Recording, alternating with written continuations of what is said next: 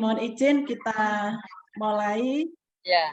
acara webinar hari ini. Assalamualaikum warahmatullahi wabarakatuh.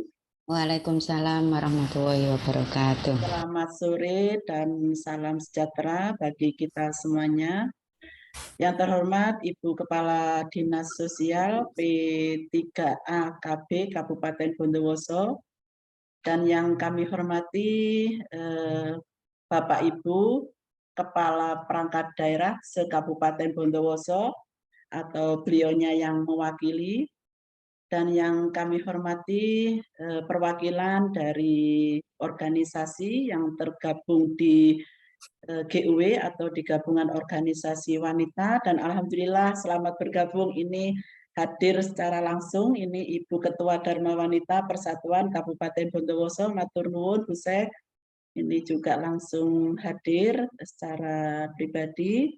Kemudian juga yang kami hormati segenap perwakilan dari perguruan tinggi se-Kabupaten Bondowoso, dan juga semua Bapak Ibu yang hadir yang bergabung di acara webinar peringatan Hari Ibu yang dilaksanakan pada hari ini, dan yang lebih-lebih kami hormati merupakan kebanggaan bagi kami, yaitu para ibu-ibu hebat dua narasumber kita, yaitu Ibu Dr. Linda Dwi Ariyanti, di mana beliaunya sebagai Ketua PSG Universitas Jember, dan Ibu Dr. Nailatin Fauziah MSI, MPSI, psikolog, di mana beliaunya sebagai dosen UIN Sunan Ampel, Surabaya.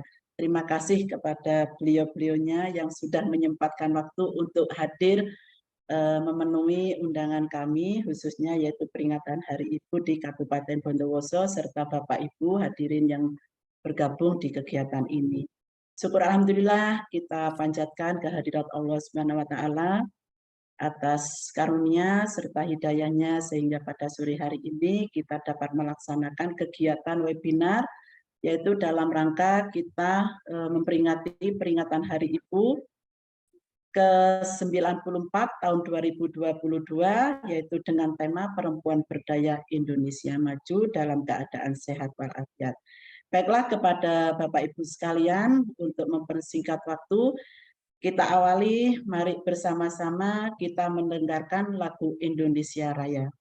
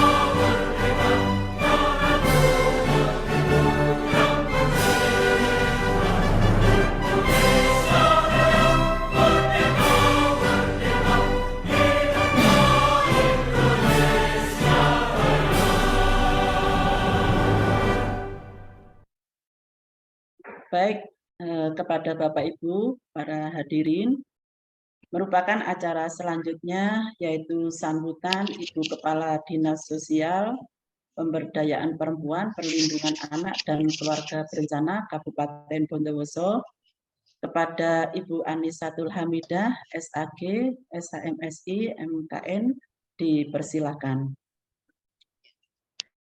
Suara saya apa jelas, Ibu? Jelas, Bu?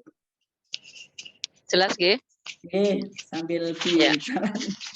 Ya.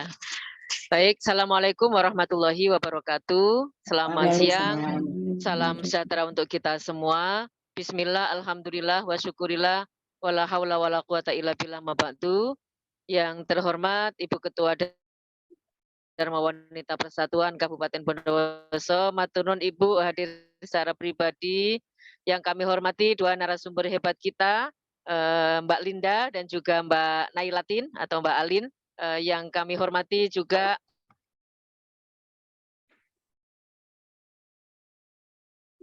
Bapak Dr. Fatur Rozi, Koordinator Konsorsium Perguruan Untannya Pusat Studi Gender dan Anak di Kabupaten Bondowoso. Bapak Ibu pimpinan OPD atau yang mewakili, seluruh pimpinan Ormas, dan juga hadirin sekalian yang tidak bisa kami sebutkan satu persatu. Syukur Alhamdulillah siang hari ini kita bisa mengikuti webinar tentang peringatan Hari Ibu tahun 2022, di mana kita mengambil tagline sesuai dengan petunjuk dari Kementerian Pemberdayaan Perempuan dan Perlindungan Anak bahwa perempuan berdaya, Indonesia maju.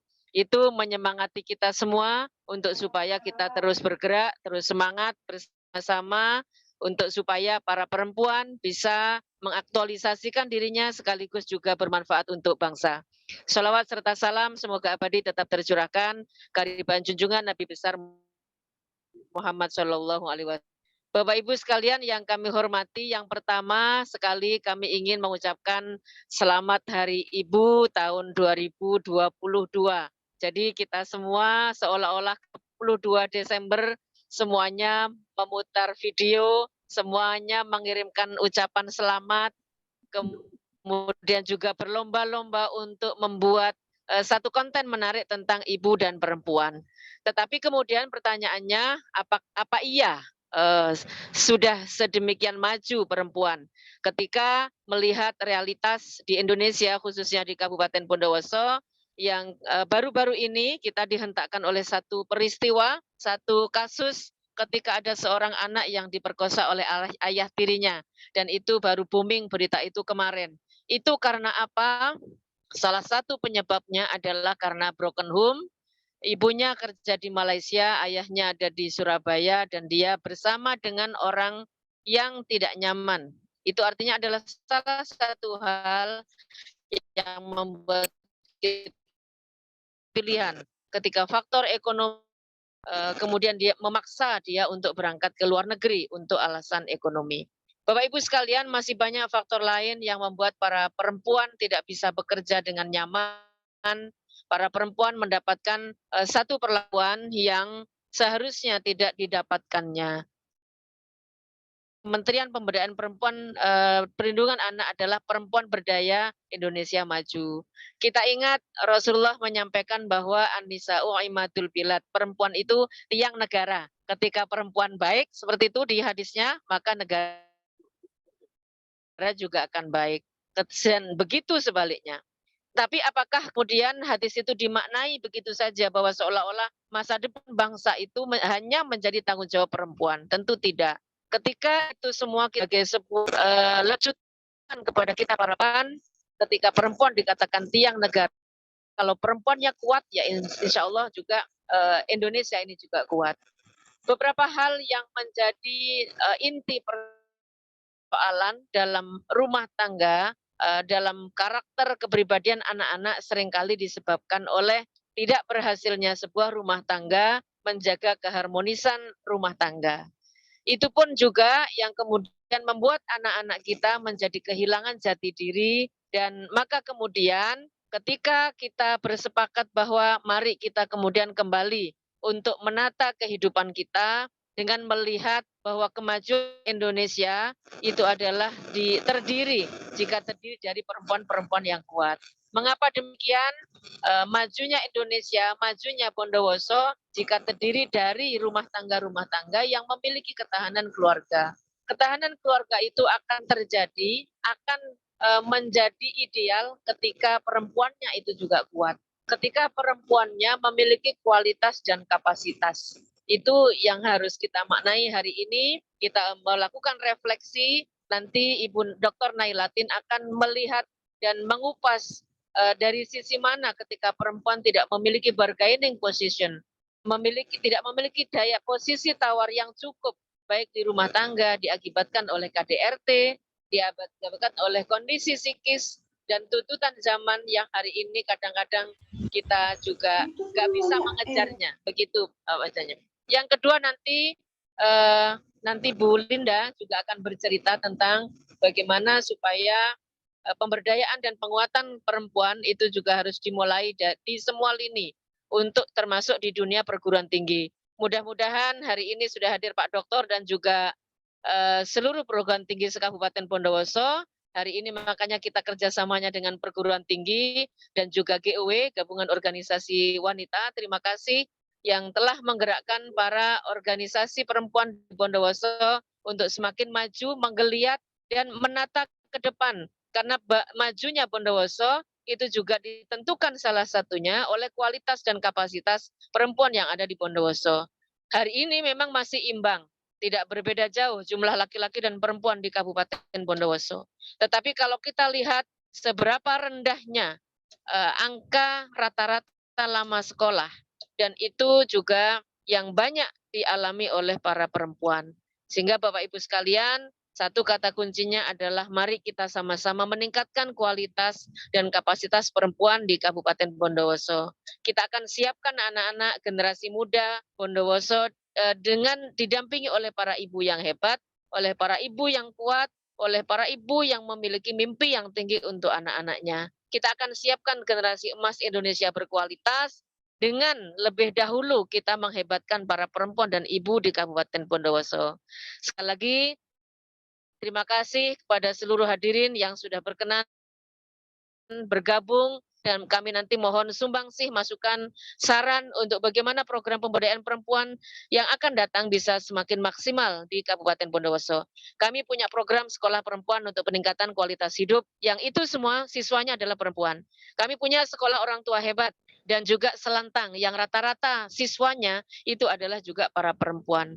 Semuanya adalah sebagai upaya untuk meningkatkan kualitas dan kapasitas perempuan, sehingga para perempuan, para ibu di Kabupaten Bondowoso memiliki mindset yang maju, memiliki mindset bergerak, memiliki mindset untuk supaya membangunkan anak-anak kita, menyiapkan anak-anak kita menjadi anak-anak yang memiliki dan menjadi generasi emas Indonesia berkualitas. Kita tidak mungkin meninggalkan keluarga, anak-anak cucu kita dalam keadaan lemah.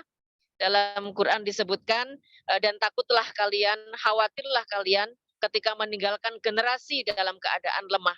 Itu yang harus kita jadikan kesadaran kita semua, sehingga hari ini mari kita komitmen bersama, akan kita siapkan generasi kita semaksimal mungkin, supaya 10-20 tahun yang akan datang, yang memimpin Bondowoso ini adalah generasi yang kita siapkan dengan maksimal, mereka akan lebih maju.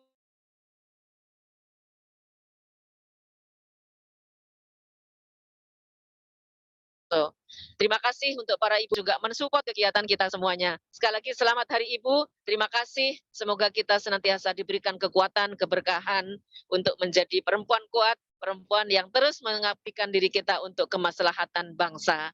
Terima kasih. Mohon maaf atas segala kekhilafan. Wallahul muwaffiq ila aqwamit thoriq. Wassalamualaikum warahmatullahi wabarakatuh. Selamat siang, salam sejahtera untuk kita semuanya. Waalaikumsalam. Waalaikumsalam warahmatullahi wabarakatuh. Terima kasih Bu Anis. Ini merupakan salah satu perempuan hebat di antara kita, di mana beliaunya ini meskipun dalam perjalanan selalu siap sewaktu-waktu apabila melaksanakan tugas, insya Allah 24 jam. Mungkin kita semuanya semoga menjadi perempuan-perempuan yang hebat.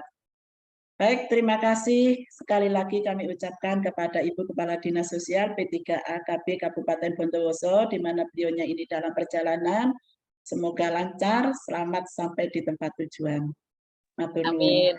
Baik, kepada Bapak Ibu semuanya yang hadir pada sore hari ini, tiba saatnya kita bersama-sama untuk mengikuti materi-materi yang akan disampaikan oleh dua ibu yang hebat ini, yaitu Ibu Dr. Linda Dwi Ariyanti dan Ibu Dr. Nailatin Fauzia, di mana beliaunya ini yang siap untuk memberikan ilmu untuk kita semuanya. Untuk pertama yaitu akan disampaikan tentang pemberdayaan perempuan dalam kerangka Gerakan Pembangunan Indonesia yang akan disampaikan oleh pemateri kita dari PSGA UNED, yaitu Ibu Dr. Linda Dwi Ariyanti. Kepada beliaunya kami persilahkan. Assalamualaikum warahmatullahi wabarakatuh. Selamat siang, salam sehat untuk kita semua. Senang sekali dan bangga sekali bisa hadir di forum ini. Terima kasih untuk Dinsos Bondowoso yang sudah membuat acara yang luar biasa ini. Dan saya yakin yang hadir di sini ini semua hebat. Saya lihat ini semua dari dinas, dari perguruan tinggi, dan orang penting semua. Saya jadi ndredeg ini, Bu. Baik, jadi saya perkenalkan diri dulu, nama saya Linda, saya ngajarnya di FISIP jurusan Hubungan Internasional Universitas Jember. Di sini ada senior saya, Pak Fatorozi. Selamat siang, Pak.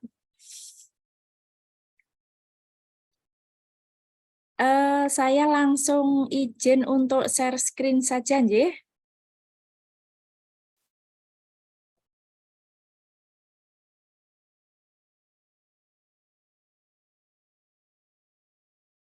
Baik, jadi hari ini dalam rangka peringatan Hari Ibu, saya mencoba menyambungkan sebenarnya apa yang bisa kita lakukan selanjutnya untuk memberdayakan diri kita sendiri, untuk memberdayakan orang lain, untuk memberdayakan Indonesia, menjadi seperti yang kita harapkan. Kita mungkin perlu kilas balik sedikit saja tentang sejarah Hari Ibu. Jadi sejarah Hari Ibu itu berawal pada tanggal 22 sampai dengan 25 Desember tahun 1928 di Yogyakarta. Perempuan Indonesia yang berasal dari Pulau Jawa dan Sumatera berkumpul untuk mengadakan Kongres Perempuan Indonesia pertama. Yang agendanya, nah ini yang menjadi penting untuk kita garis bawahi.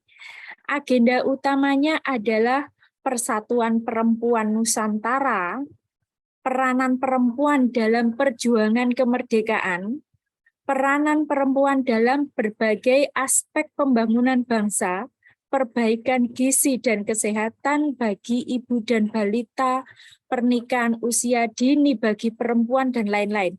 Yang artinya apa? Masalah ini ternyata sudah diidentifikasi sejak tahun 1928 dan ternyata masih ada, masih banyak kekerasan, masih banyak pernikahan dini, angka kematian ibu dan bayi masih tinggi dan seterusnya seperti yang disampaikan oleh Bu Kadinsos tadi.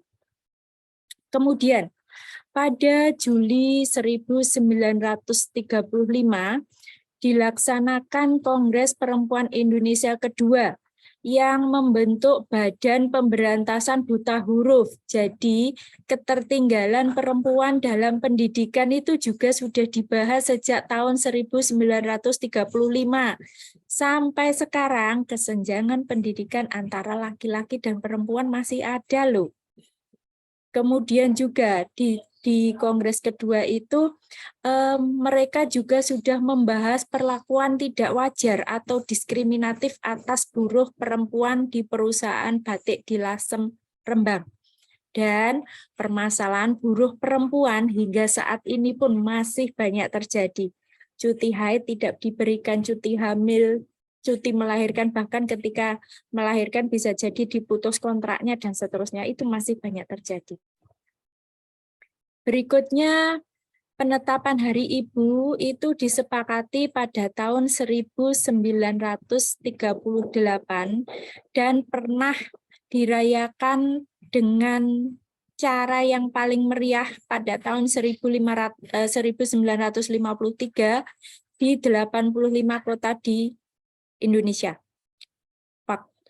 Nah, peringatan Hari Ibu ini untuk apa? Meskipun istilahnya ibu, tapi peringatan ini adalah untuk mengenang semangat dan perjuangan para perempuan dalam upaya perbaikan kualitas bangsa. Nah, poin itu yang sebenarnya ingin saya sampaikan. Yang saat ini entah mengapa eman sekali ketika semangat perjuangan perempuan di segala bidang itu hanya direduksi sebagai Hari Ibu yang kemudian seolah-olah itu hanya selesai diperingati dalam bentuk lomba masak, lomba merias, lomba merangkai bunga, dan seremoni-seremoni yang sifatnya domestik. Yang ingin saya katakan begini, kalau urusannya perempuan sebagai ibu itu tidak bisa tergantikan. Itu tidak bisa diperingati hanya sekali dalam setahun. Kalau urusan sungkem ke ibu, menghargai ibu, berterima kasih kepada ibu yang melahirkan kita, itu harus kita lakukan setiap saat dan setiap hari. Tidak perlu ada peringatan setahun sekali. Itu yang perlu kita kembalikan kepada ruhnya gitu loh. Jadi semangat peringatan Hari Ibu ini semestinya adalah orientasi kepada perjuangan perempuan di ruang publik.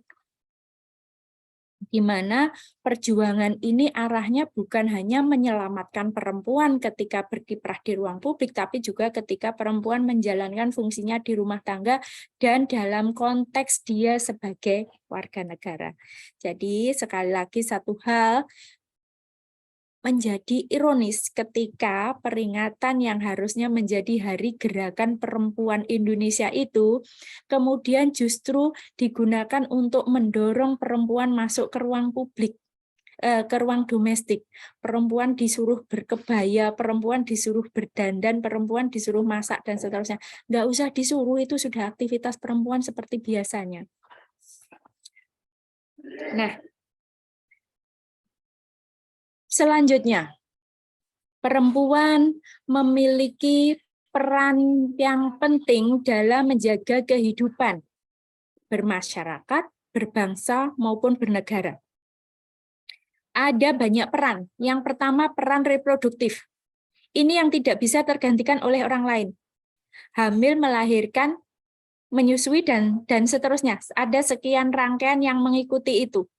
Nah, ini hal yang tidak bisa tergantikan oleh orang lain, meskipun bisa jadi ada juga perempuan yang tidak bisa menjalankan fungsi ini, karena secara fisik dia oleh Tuhan dikaruniai beberapa hal yang membuatnya tidak bisa hamil, tidak bisa haid, dan seterusnya. Tapi secara umum, fungsi hamil, fungsi melahirkan ini sudah menjadi kodrati perempuan. Nah, dalam menjalankan fungsi reproduktif ini bukan hanya masalah perempuan loh, ini masalah kemanusiaan, keberlangsungan hidup umat. Perempuan haid, perempuan hamil, perempuan melahirkan butuh apa?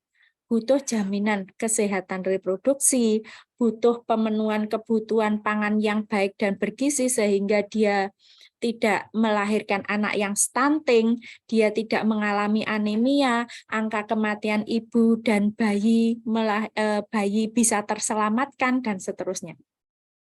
Ini ketika perempuan menjalankan fungsi reproduksinya. Ini tanggung jawab siapa? Tanggung jawab negara dan juga tanggung jawab kita semua. Yang artinya apa? Negara harus membentuk regulasi tertentu, menyediakan fasilitas-fasilitasnya, dan masyarakat punya kepedulian untuk membantu dan mewujudkan niatan dari negara itu. Berikutnya peran produktif. Perempuan juga bekerja untuk mendapatkan penghasilan, menafkahi diri sendiri maupun keluarga. Meskipun dalam konteks Indonesia seringkali perempuan itu tidak pernah disebut sebagai pencari nafkah utama. Tapi ternyata perempuan kepala keluarga itu juga banyak. Perempuan yang harus bertanggung jawab sepenuhnya terhadap kehidupan ekonomi keluarga itu juga banyak. Bisa jadi karena dia memang single parent, yang mungkin ditinggal mungkin karena suaminya meninggal atau karena cerai, atau mungkin karena suaminya sakit, atau mungkin karena suaminya cacat, atau mungkin karena memang suaminya tidak bekerja. Ini juga menjadi peran perempuan. Oleh karenanya, perempuan juga butuh lapangan pekerjaan. Perempuan juga butuh pendidikan, pelatihan, butuh skill-skill tertentu sehingga dia bisa produktif. Butuh akses ke pasar, butuh akses terhadap properti dan juga sumber daya yang lain. Berikutnya, peran sosial kemasyarakatan. Perempuan juga memiliki tugas untuk menjaga solidaritas masyarakat dengan kerja-kerja sosial, menjaga perdamaian, memelihara komunikasi antar warga, misalnya dengan arisan, pengajian, kegiatan-kegiatan sosial ketika ada bencana, ketika ada orang meninggal, dan seterusnya. Banyak lagi. Nah, untuk bisa melakukan itu apa yang dibutuhkan? Butuh jaminan kebebasan berekspresi, kebebasan berserikat, berorganisasi, beraktivitas secara aman dan nyaman di luar rumah. Berikutnya, kaitannya dengan peran penting dalam kenegaraan. Perempuan terlibat dalam berbagai aktivitas bela negara maupun berpolitik. Kalau kita sering mendengar, membaca tentang kisah-kisah pahlawan, banyak pahlawan perempuan yang turut berjuang. Kemudian untuk saat ini perempuan sebagai pejabat negara ada, sebagai aparat pemerintah ada, sebagai wakil rakyat dan seterusnya. Bahkan sebagai warga sipil pun ketika ada masalah besar, perempuan itu dipanggil dan dilibatkan untuk mengatasi, misalnya untuk pemilu, untuk meningkatkan keikutsertaan warga negara dalam pemilu, maka perempuan yang digerakkan. Untuk pengendalian jumlah penduduk, perempuan yang disuruh KB. Untuk penanganan pandemi, perempuan yang dilatih dan seterusnya. Untuk pencegahan korupsi, perempuan diajak kampanye. Untuk penguatan ekonomi rakyat, perempuan diajak untuk berwirausaha dan seterusnya. Maka perempuan dalam menjalankan fungsi ini butuh jaminan kesetaraan hak sebagai warga negara untuk bisa meningkatkan partisipasi politiknya, menerima manfaat yang sama dan setara atas kebijakan di bidang kesejahteraan, keamanan, ekonomi, dan seterusnya. Nah, ini contoh peran reproduktif. Perempuan hamil itu banyak loh yang masih terpaksa harus bekerja. Dan kalau kita lihat untuk PNS saja cutinya itu hanya 3 bulan loh. 3 bulan padahal setelah itu perempuan masih harus menyusui anaknya. Dan di dinas-dinas, saya nggak tahu kalau di Bondowoso ya, di Jember saya masih jarang menemui adanya ruang laktasi, adanya penitipan bayi dan seterusnya, sehingga membuat perempuan ini terhambat untuk bisa menjalankan fungsi reproduksinya ketika dia bekerja di ruang publik. Kemudian ini ada yang saya cantumkan di sini, ada gambar gara-gara jalan rusak ibu hamil melahirkan di tengah jalan. Nah, ini fasilitas kesehatan yang belum terakses oleh banyak perempuan yang tinggal di pedesaan. Peran produktif perempuan, banyak sekali peran produktifnya, itu bisa di sektor pertanian, bisa di pabrik, bisa di sektor kesehatan, bisa di pasar, bisa di sektor transportasi, bahkan bangunan, di media, dan seterusnya. Banyak sekali, yang ini semua mereka itu butuh fasilitas dan jaminan. Jaminan keamanan dari kekerasan, jaminan kesejahteraan, dan lain-lain. Peran sosial kemasyarakatan, posyandu. Posyandu itu siapa sih kadernya? Perempuan. Ada nggak laki-laki? Mungkin ada, tapi sedikit sekali. Jadi banyak sekali aktivitas sosial itu yang menjadi motor penggeraknya adalah perempuan. Peran kenegaraan, perempuan ada yang pernah menjadi presiden, militer, kemudian menteri, di pengadilan, dan macam-macam. Banyak sekali juga. Yang mereka itu butuh akses yang setara, butuh fasilitas yang setara, dan juga butuh promosi jabatan yang penting juga. Karena apa? Ketika perempuan menjadi pengambil kebijakan, bisa jadi kebijakannya akan lebih responsif gender. Karena apa? Karena perempuan yang paling paham atas pengalaman personalnya dan juga pengalaman atas ketertindasan yang pernah dialami. Nah, dengan posisi perempuan yang banyak tadi, kemudian dengan berbagai masalah yang sering kali muncul, maka pemberdayaan yang bisa kita lakukan itu apa?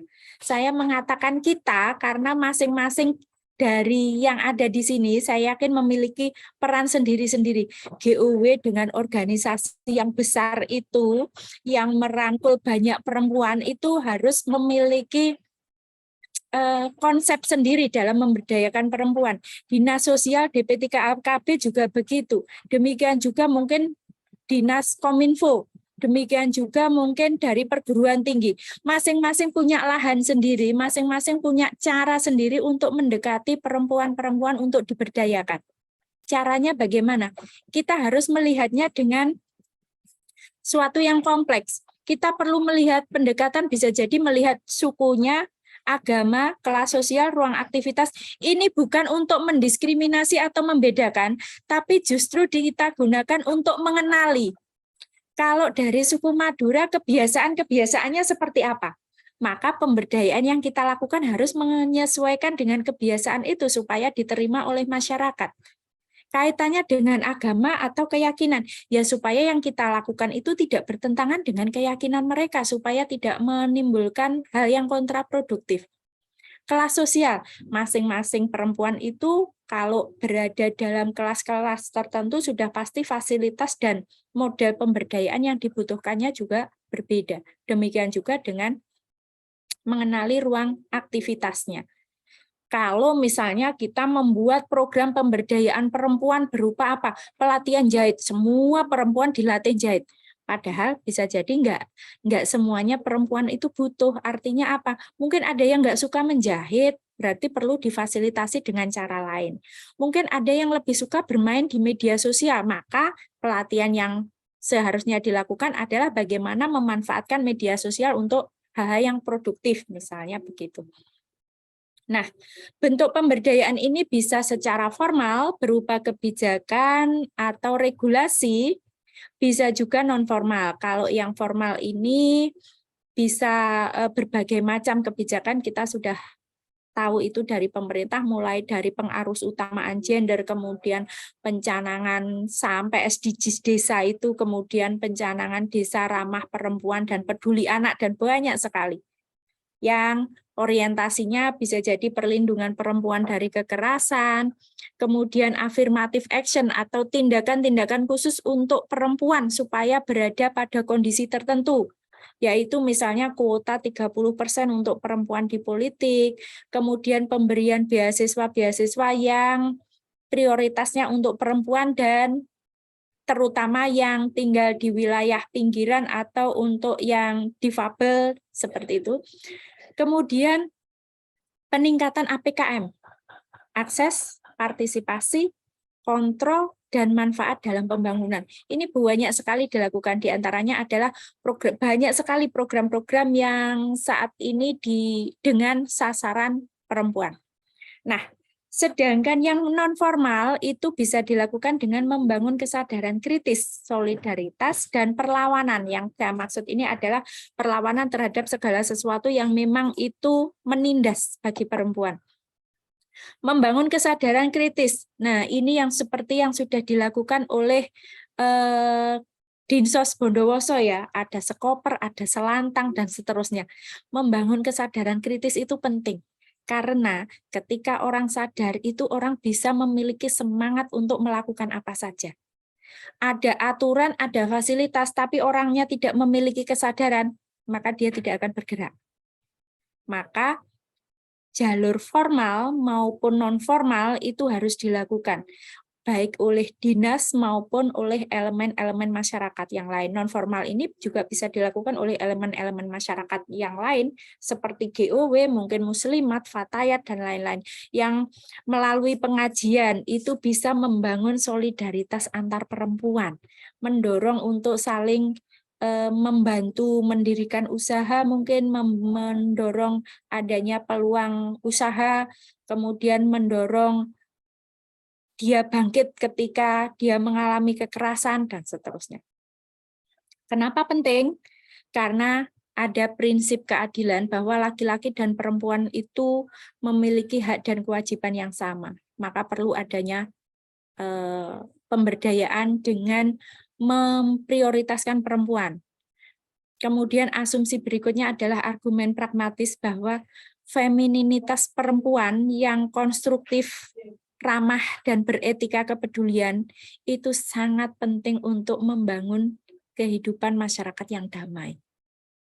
Jadi masyarakat yang penuh persaingan dengan kekerasan itu sudah seharusnya kita perbaiki dengan femininitas yang ada di perempuan. Kemudian adanya agenda khusus perempuan yang hanya dipahami oleh perempuan karena pengalaman ketertindasan dalam kehidupan sehari-hari. Perempuan seringkali mengalami diskriminasi, perempuan seringkali mengalami eksploitasi, ketidakadilan, dominasi, marginalisasi, kekerasan, dan seterusnya. Nah, pengalaman-pengalaman inilah yang perlu dibuka, kemudian perlu dibagi ke orang lain, kemudian perlu dicari solusi bersama. Maka agendanya adalah sebenarnya ini. Menghapuskan diskriminasi, menghapuskan eksploitasi, ketidakadilan, marginalisasi, kekerasan, stigmatisasi atau stereotip atau pandangan negatif terhadap perempuan, apalagi pandangan negatif terhadap janda dan lain-lain, dan juga fragmentasi. Mungkin itu dulu, Ibu, saya kembalikan, nanti bisa kita lanjut dengan diskusi. Terima kasih.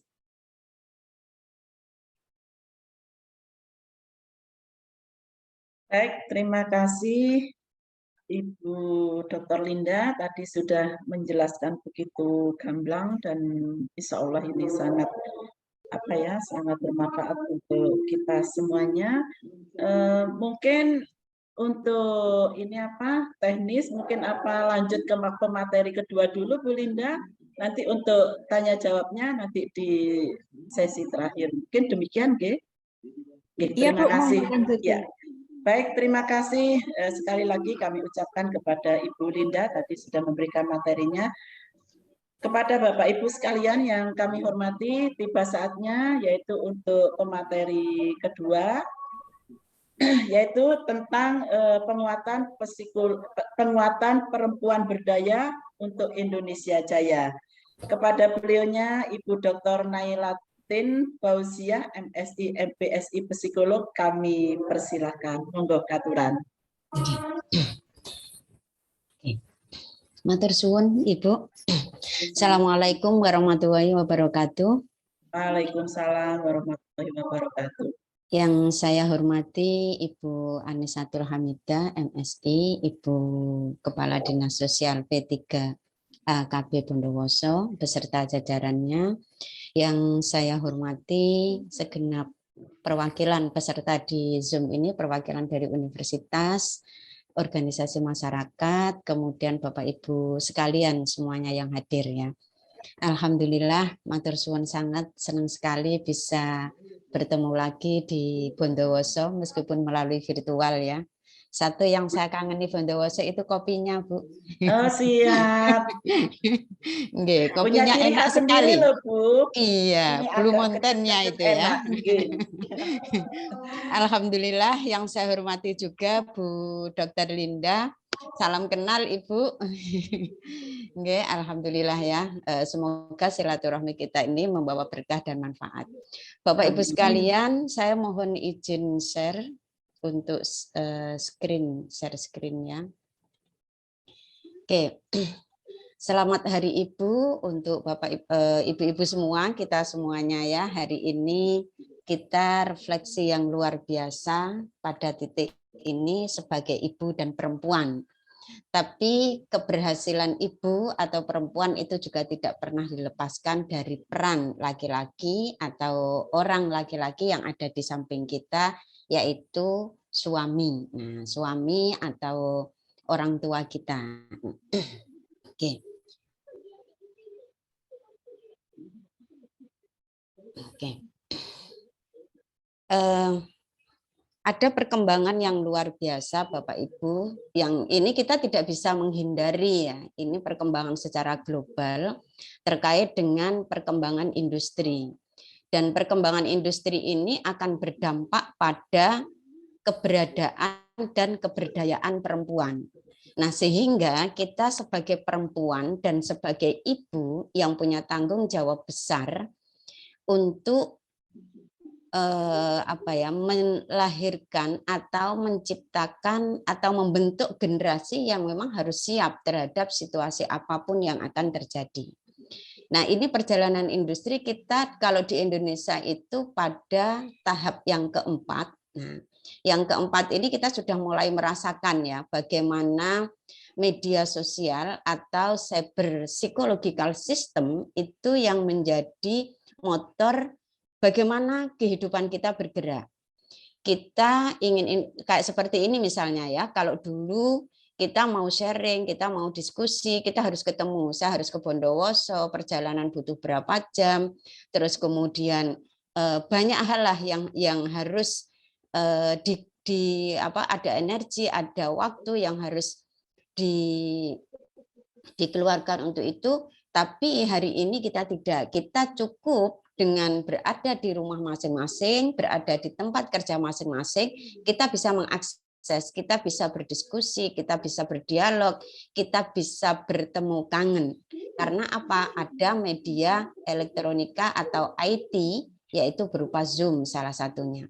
Atau lagi misalnya kita butuh, sekarang kalau kita mau kemana-mana, kita tidak perlu lagi misalnya harus punya mobil sendiri, tidak perlu lagi. Kita mau kemana-mana tinggal satu kotak kecil yang ada di genggaman kita bisa mengendalikan itu. Kita butuh mobil seperti apa, dia akan datang sendiri, kapan kita membutuhkan. Tidak hanya mobil, misalnya makanan, pakaian, kebutuhan kehidupan kita sehari-hari, kita bisa kendalikan di satu kotak kecil yang ada di genggaman kita. Namun di sisi lain, ada banyak sekali kasus kekerasan yang terjadi pada perempuan, baik anak maupun perempuan, itu terjadi juga karena efek ini. Saya kalau di Jombang, jadi rumah saya itu di Jombang, saya punya kegiatan rutin tiap bulan itu memfasilitasi support group. Oke. Bisa di mute dulu mungkin ya yang lainnya. Support group untuk survivor atau penyintas remaja korban kekerasan seksual. Nah, rata-rata dari mereka kenapa terjadi kalau kasus KDP ya, kekerasan dalam pacaran, itu yang membuat mereka menjadi korban salah satunya adalah terkait dengan media sosial. Jadi dari satu sisi perkembangan teknologi itu menguntungkan kita dan kita harus punya kesiapan itu, tapi dari satu sisi juga memberikan dampak negatif terhadap perempuan dan anak yang itu juga harus kita antisipasi. Nah, ini menjadi persoalan kita bersama. Nah, bagaimana kita tetap mengikuti arus teknologi yang ada, tapi kita juga bisa mengantisipasi dampak-dampak negatif yang muncul, terutama terhadap perempuan dan anak. Nah, menurut Badan Pusat Statistik, jadi karena ini eranya industri dan perempuan tidak bisa dilepaskan dari kondisi ini, data BPS tahun 2021 di usia ya penduduk penduduk Indonesia yang usianya 15 tahun ke atas yang bekerja itu 39,52% itu adalah perempuan. Jadi yang usia 15 tahun ke atas. Hal ini menunjukkan bahwa perempuan sudah berada di mayoritas, nanti lama-lama kan terus tiap tahun akan bertambah perempuan berada di ruang industri. Nah, ini harus kita lihat secara detail antara perkembangan industri dengan perkembangan jumlah perempuan yang berada di ranah industri. Nah, dari data ini menunjukkan bahwa di ranah mana sih perempuan yang paling banyak, ternyata pada tenaga usaha penjualan. Itu yang paling banyak. Nah, itu ada 28,6%. Jadi terkait dengan usaha penjualan atau bisa marketing, jual beli. Nah, di ranah ini. Kemudian yang kedua, tenaga usaha pertanian. Di ranah pertanian ada 24,38%. Nah, ini posisinya pun yang paling banyak itu adalah sebagai buruh tani. Dan kemudian tenaga produksi 20,51%. Sedangkan di tenaga profesional 10,48%, tenaga usaha jasa 8,65%, pejabat pelaksana itu 6,56%, dan di tenaga kepemimpinan masih sangat minim sekali. Nah, kalau kita lihat di awal tadi perkembangan industri yang sudah sedemikian rupa, beberapa tahun ke depan kalau sudah di 5.0 itu tenaga manusia sudah mulai tidak digunakan. Mereka sudah menggunakan robot. Misalnya di ranah tenaga usaha penjualan, pertanian, produksi, itu sudah mulai menggunakan robot. Tapi kalau hari ini itu banyak dikurangi, sudah banyak berkurang untuk tenaga manusia. Nah, kalau kita tidak menyiapkan sumber daya perempuan agar dia bisa mengakses posisi-posisi penting dalam industri, maka kita bisa bayangkan situasi apa yang akan terjadi kelak ketika era itu datang. Nah, ini menjadi PR kita semua dari data ini. Nah, ini hasil riset salah satu lembaga yang ada di Amerika, tapi dia juga lembaga ini adalah lembaga riset global sehingga sangat bisa dipertanggungjawabkan. Hasil risetnya itu menunjukkan bahwa dia melakukan riset mulai tahun 2018 sampai 2021. Kepemimpinan perempuan mampu menciptakan organisasi yang lebih sehat, egaliter, serta menghasilkan keputusan yang komprehensif dan inklusif karena melihat dari berbagai aspek. Nah, ini menjadi kekuatan bagi kita bersama. Perempuan dengan kapasitas, dengan potensi yang dia miliki, kalau diberi ruang ya, tadi ada di data itu jumlahnya kecil sekali. Perempuan yang bekerja pada ranah profesional dan di tenaga kepemimpinan. Padahal dari hasil penelitian ini, ketika perempuan diberikan ruang untuk mengembangkan potensi yang dia miliki, kepemimpinan perempuan itu mampu menciptakan organisasi yang lebih sehat dan egaliter. Nah, dan keputusan-keputusan yang diambil itu lebih memiliki wise gitu ya, lebih bijak karena dia bisa mempertimbangkan berbagai aspek ketika keputusan itu diambil. Nah, ini yang membedakan. Ini hasil penelitian. Nah, sehingga kepemimpinan perempuan baik di sektor swasta maupun publik itu sangat penting bagi kesejahteraan bangsa. Bondowoso sudah memulai nih ya, kepala dinasnya perempuan. Tadi disampaikan sama Bu Moderator bagaimana beliau mengapresiasi kepemimpinannya misalnya. Nah, coba kita lihat, kita bandingkan, kita berikan ruang kalau perempuan dengan kapasitas yang dimiliki, potensi yang dimiliki, kemudian diberikan kesempatan.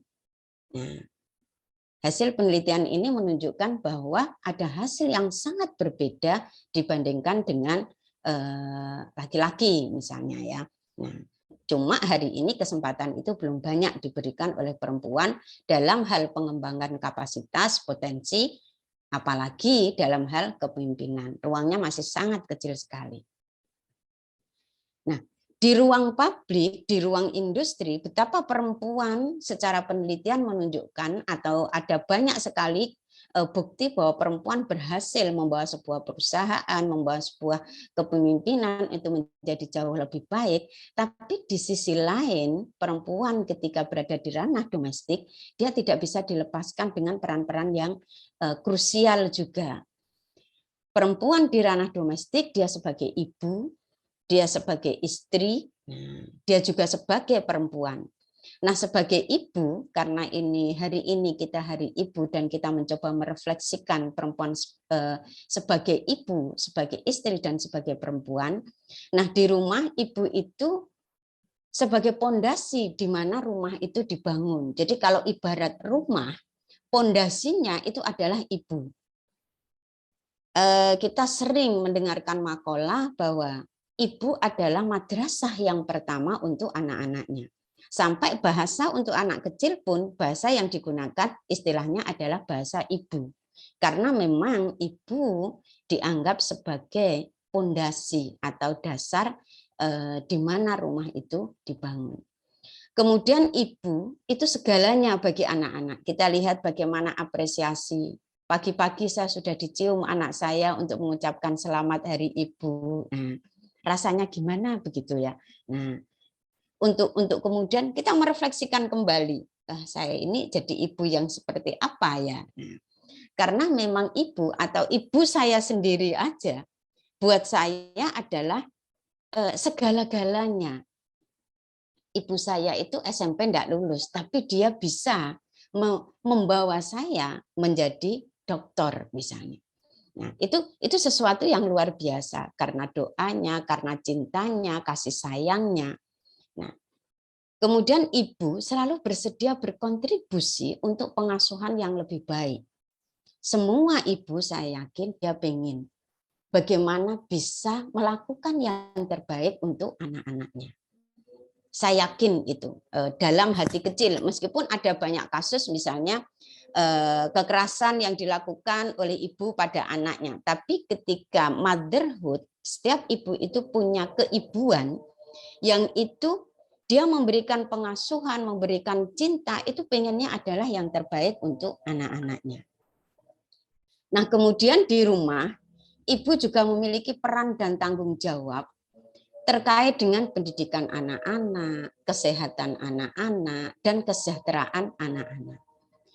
Nah, dua sisi ini, nah saya mencoba merefleksikan di hari ibu itu di aspek psikologisnya adalah dua sisi ini. Dari satu sisi, perempuan sebagai ibu dia punya tuntutan dengan potensi yang dimiliki, dengan kapasitas yang dimiliki, dia berhak untuk ke ranah ruang publik dengan kapasitas yang dia miliki. Tapi di sisi lain, di ranah domestik, di keluarga, dia juga punya peran yang besar. Nah, bagaimana keseimbangan bekerja dan keluarga ini? Nah, ini yang sering menjadi persoalan. Menjadi persoalan bagaimana membangun keseimbangan antara bekerja dengan keluarga.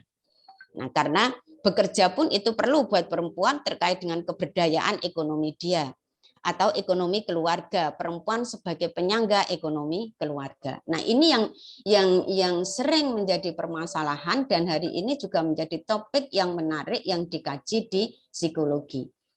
Karena semuanya berharap bahwa semuanya akan berjalan seimbang, harmonisasi keluarga ada, kemudian kepuasan dalam pekerjaan juga ada.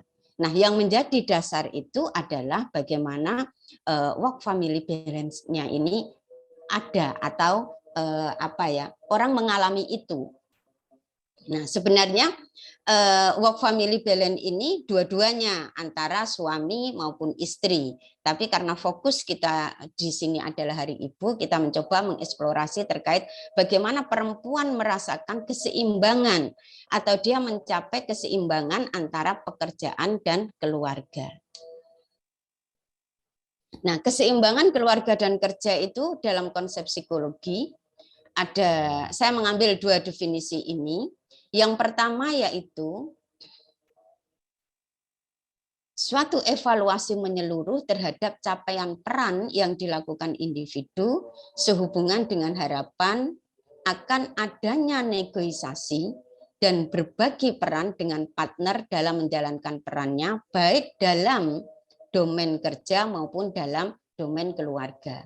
Nah, jadi ini suatu evaluasi secara menyeluruh apakah capaian peran yang selama ini dilakukan itu sesuai dengan harapan enggak, tapi tidak sendirian, bersama dengan partner, bersama dengan suami. Nah, karena ini harapan bersama, maka harapan itu juga harus dirumuskan bersama-sama. Kira-kira apa sih yang mau kita capai tentang keluarga ini? Bagaimana keluarga ini ke depan? Harapan kita terhadap anak-anak seperti apa? Nah, negosiasi terkait dengan harapan kita mengenai keluarga ini, kemudian kita jalankan. Dan kita lakukan evaluasi, apakah peran-peran yang sudah kita lakukan itu sudah seimbang belum terkait dengan ranah di pekerjaan maupun ranah di keluarga. Nah, seringkali perempuan itu misalnya satu contoh, oke, dia memilih untuk bekerja. Nah, ketika ada sesuatu terhadap anaknya atau ketika dia meninggalkan rumah, di beberapa penelitian menunjukkan bahwa dia merasa bersalah. Tidak bisa menjemput anak sekolah merasa bersalah, tidak menemani anaknya rasa bersalah. Jadi ada kondisi yang seharusnya itu tidak dirasakan ketika negosiasi dengan partner ini sudah selesai. Tapi tidak, di beberapa penelitian menunjukkan itu. Nah, itu kemudian terjadi ketidakseimbangan antara kerja dengan keluarga. Ketika bekerja di kantor masih bingung dengan nanti gimana ini makannya anak di rumah. Waduh, anak saya lagi sakit tapi tidak ada cuti. Akhirnya ketika bekerja tidak bisa fokus, tidak bisa konsentrasi, hasil pekerjaannya juga tidak maksimal. Nah, atau juga bisa menggunakan definisi bahwa keseimbangan kerja keluarga itu sejauh mana individu merasa terlibat dan merasakan kepuasan baik dalam ranah pekerjaan maupun dalam ranah keluarga. Dia sebagai bagian dari di mana dia bekerja, dia merasa puas terhadap pekerjaannya, kemudian di keluarga dia juga merasakan kepuasan terkait dengan peran yang ada di keluarga. Jadi bagaimana perasaan itu muncul. Nah, ini menarik untuk kemudian kita mencoba merefleksikan, ada enggak keseimbangan kerja keluarga yang kita rasakan hari ini, ataukah kita masih mengalami misalnya kalau bekerja, duh anakku gimana ya. Nah, terus kemudian ketika berbagi peran misalnya harus bertengkar dulu, siapa yang ini, siapa yang ini. Nah, ini terkait dengan keseimbangan kerja dan keluarga. Nah, bagaimana relasi kita dengan partner bekerja kita, partner di keluarga kita, itu relasinya adalah relasi yang setara. Nah,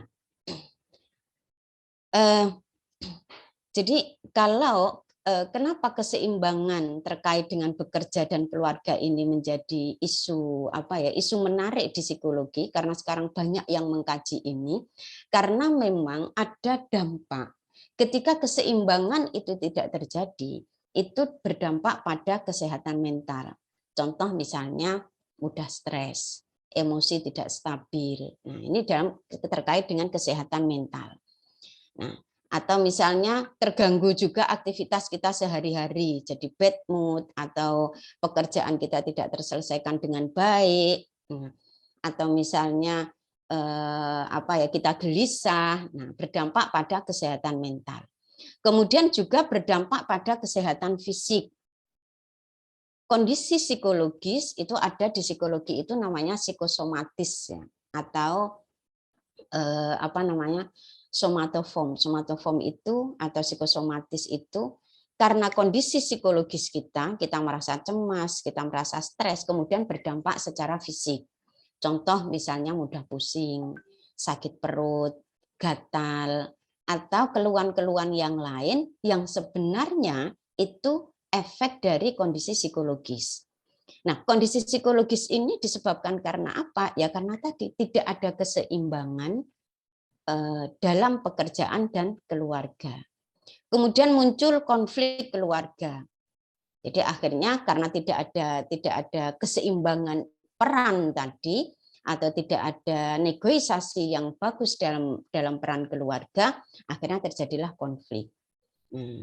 Konflik antar pasangan, konflik anak dengan orang tua, atau sampai kalau kasus-kasus perceraian kita mencoba merefleksikan misalnya kenapa saya pernah ada orang yang mungkin niatnya guyon tapi menurut saya tidak guyon gitu. Contoh misalnya ketika ada di media massa bahwa kasus perceraian tinggi dan yang mengajukan gugat cerai itu adalah perempuan dan rata-rata perempuan itu bekerja kemudian menjadi bulian. Kalau perempuan sudah bekerja, dia semaunya. Nah, coba kita lihat bagaimana sebenarnya work family balance-nya itu seperti apa. Bisa jadi persoalan ini yang kemudian tidak terselesaikan dengan baik, konfliknya kemudian numpuk-numpuk, nah kemudian ada pada titik yang krusial. Nah, kita bisa lihat misalnya salah satunya adalah dari aspek ini. Kenapa sih perceraian ya, perceraian muncul dan yang lainnya. Kalau selama ini kan lebih disorotnya pada aspek ekonomi, misalnya keberdayaan ekonomi. Saya yakin kalau diteliti lebih dalam, ada variabel-variabel lain yang berkontribusi terhadap tingginya angka perceraian. Atau kemudian konflik terkait dengan pekerjaan di tempat bekerja. Karena kondisi psikologis yang tidak nyaman, orang menjadi sensitif, nah kemudian tidak bisa fokus, konsentrasinya terganggu, tidak bisa maksimal dalam pekerjaan, terjadi konflik dengan rekan kerja, dengan atasan, dan yang lainnya. Jadi kondisi keluarga memang sangat berpengaruh dengan kondisi pekerjaan. Nah, kalau kondisi yang demikian akan berdampak pula pada kepuasan kerja. Sehingga mereka merasa dengan pekerjaannya tidak ada rasa puas, merasa tertekan, merasa tidak nyaman, merasa tidak senang, dan yang lainnya. Dan itu juga akan berdampak pada turnover. Turnover itu gonta-ganti keluar masuk pekerja. Bisa jadi salah satu penyebabnya adalah rendahnya atau tidak adanya keseimbangan antara pekerjaan dan keluarga. Nah, dalam keluarga juga berdampak pada kepuasan perkawinan. Kepuasan perkawinannya menjadi rendah karena apa? Yang terjadi adalah ketidakharmonisan, konflik-konflik dengan pasangan, konflik anak, rentan juga terjadi kekerasan terhadap KDRT, kekerasan pada anak, pada perempuan. Nah, ini juga rentan. Karena apa? Karena ketidakseimbangan antara pekerjaan dengan keluarga. Saya kalau tidak salah sudah 1 tahun ini, hampir tiap bulan itu, jadi selain saya diminta untuk fasilitasi support group penyintas remaja kekerasan seksual, itu juga oleh Lapas Jombang itu ada pemberdayaan psikologis. Jadi tapi khusus untuk perempuannya. Nah, perempuan yang pelaku. Saya mencoba mengeksplorasi sebenarnya apa sih yang menjadi masalah perempuan menjadi pelaku. Nah, ternyata ini tidak berdiri sendiri.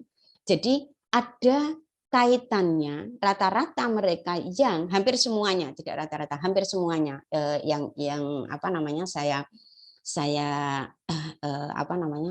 terkait dengan konseling kelompok, biasanya saya menggunakan itu mereka menceritakan bagaimana kondisi keluarga.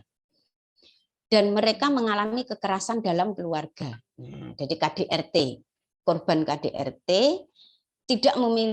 belum memiliki ya. Kalau tidak itu kan tidak ada. Belum, karena bisa diberdayakan sebenarnya mereka memiliki kemampuan itu. Terkait dengan pengambilan keputusan, itu misalnya karena tidak ada uang, maka mereka kemudian alternatif yang muncul itu adalah mencuri. Atau misalnya karena dia harus bekerja mencari uang untuk menghidupi keluarganya, karena merasa bertanggung jawab untuk itu, suaminya tidak bertanggung jawab secara ekonomi, nah kemudian itu yang dilakukan. Jadi ada banyak sekali kasus, entah mereka jual beli narkoba, terus kemudian melakukan penipuan, melakukan jadi ada perempuan itu pintar sekali untuk mencuri sepeda motor. Jadi dia tahu sekali caranya itu. Karena memang ternyata juga diajari oleh suaminya. Nah, tapi kemudian dia yang diperankan untuk melakukan itu. Nah, itu kan mengapa perempuan menjadi pelaku kekerasan pelaku kriminal itu tidak bisa kemudian dilihat hanya satu pihak dia sebagai pelaku, tapi harus juga dilihat latar belakang kenapa perilaku ini terjadi. Ternyata ada runutannya ke sana. Nah, kemudian bagaimana sih membangun keseimbangan keluarga dengan pekerjaan? Ada beberapa aspek yang mempengaruhi. Di sini yang pertama yaitu ada aspek internal, eksternal, kemudian ada aspek yang lain. Yang internal itu terkait dengan konsep diri. Jadi konsep diri bagaimana keseimbangan itu bisa dimunculkan itu kalau konsep dirinya positif. Jadi perempuan harus mengembangkan konsep diri positif. Konsep diri positif itu yang seperti apa? Bagaimana perempuan melihat dirinya dengan segala potensi yang dimiliki itu positif. Saya yakin bahwa Allah itu menganugerahkan banyak hal kepada hambanya. Hanya sedikit hamba yang bisa memahami potensi yang dia miliki. Nah, untuk itu kita bersama-sama perlu untuk bagaimana membangun kesadaran perempuan bahwa dia memiliki potensi, mereka memiliki kapasitas. Allah itu memberikan tangan pada kita untuk melakukan sesuatu. Allah memberikan otak pada kita untuk kita memikirkan sesuatu dan hati kita untuk kita mengembangkan kepedulian. Nah, kalau dilihat dari situ saja kita eksplorasi, sebenarnya ada banyak potensi yang diberikan Allah pada kita. Hanya kita butuh orang lain untuk membuat kita menyadari bahwa kita punya potensi itu. Kenapa itu penting? Karena kalau kita menyadari atau setelah kita menyadari, akhirnya kemudian kita bisa mensyukuri apa yang Allah berikan, itu akan membentuk konsep diri yang positif. Oh iya ya, saya itu bisa ini loh. Saya ini. Nah, akhirnya kita bisa mengapresiasi hal-hal positif yang dimiliki. Bukan sesuatu yang kemudian wah enggak, dari hal yang sederhana aja. Kita memiliki pengetahuan. Contoh misalnya perempuan bisa memasak dengan enak. Dia memiliki pengetahuan bagaimana meracik bumbu ini, dia memiliki keterampilan itu. Kalau kita bisa membuat dia menyadari bahwa itu adalah aset penting yang bisa dikembangkan, dia memiliki self-efficacy. Self-efficacy itu keyakinan akan kemampuan dirinya bahwa dia bisa. Nah, ini akan menggerakkan menjadi energi yang positif. Kalau energinya positif, itu yang muncul dalam pikiran-pikiran kita atau tindakan kita, arahnya juga akan positif. Nah, positif itu mengarahnya kemana? Kita selalu punya harapan. Oh iya ya, kalau saya punya keterampilan masak, saya bisa mengembangkan catering, bikin ini. Nah, misalnya karena ada banyak yang bisa itu, kita bisa berkolaborasi atau yang lainnya. Jadi kalau konsep diri positif, terus kemudian self-efficacy, ada optimisme, nah itu akan menguatkan perempuan untuk selalu punya harapan dan bisa membangun harapan, serta bisa mewujudkan harapan dari hal yang kecil. Dari hal yang kecil saja bisa itu. Karena di psikologi itu sesuatu yang positif meskipun itu kecil, kalau kita fokuskan di situ, dia akan bisa merubah yang lainnya. Kalau kita misalnya selama ini melihat negatifnya, tapi kalau kita sudah bisa fokus pada hal positif yang dimiliki, itu bisa merubah segalanya. Nah, bisa dimulai dari situ dan bisa menjadi embrio energi positif yang akan besar. Nah, perempuan optimis terkait dengan masa depannya, kemudian kepribadian, komitmen pada pekerjaan maupun pada keluarga, kemudian kecerdasan emosi, dan ada beberapa yang lain. Nah, selain itu, selain dari aspek personal, jadi ada memang seperti yang disampaikan Bu Linda tadi, ada pemberdayaan yang harus dilakukan dan menjadi PR kita bersama, itu pemberdayaan terkait dengan diri perempuan sendiri, tapi juga ada bagaimana kita harus mengembangkan social support system. Social support system ini keluarga itu ada keluarga besar yang harus memberikan dukungan terkait dengan itu, dan yang terutama itu adalah suami. Kemarin saya nguji disertasi, dia juga meneliti tentang bagaimana peran suami dalam memberikan dukungan terhadap istri. Nah, ternyata menunjukkan memang penting dukungan suami. Nah, kemudian social support system itu juga perusahaan. kebijakan pemerintah, masyarakat. Nah, ini tidak bisa kemudian perempuan hanya menyadari potensinya tapi tidak diberi ruang. Dia sudah potensinya bagus, diberdayakan, tapi kemudian ruangnya tidak ada. Setiap seleksi yang diambil hanya yang diberi kesempatan laki-laki. Coba perempuan juga diberikan kesempatan. Bagaimana kebijakan-kebijakan itu yang memberikan ruang, memiliki keberpihakan terhadap perempuan. Atau misalnya terkait dengan dukungan-dukungan baik program atau apapun. Nah, ini penting agar bagaimana keluarga dan pekerjaan itu bisa diseimbangkan. Contoh misalnya perusahaan, bagaimana dia juga bisa memberikan ruang pada perempuan. Nah, kalau sekarang sudah banyak di UIN Sunan Ampel itu ada baik di kampus 1 maupun kampus 2 itu ada untuk